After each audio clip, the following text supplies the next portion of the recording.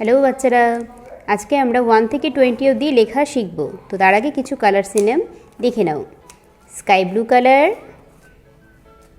Green colour, red colour, yellow colour, brown colour. তো চলো আজকে আমরা ব্লু কালারের পেন দিয়ে লিখব। 1 2 3 4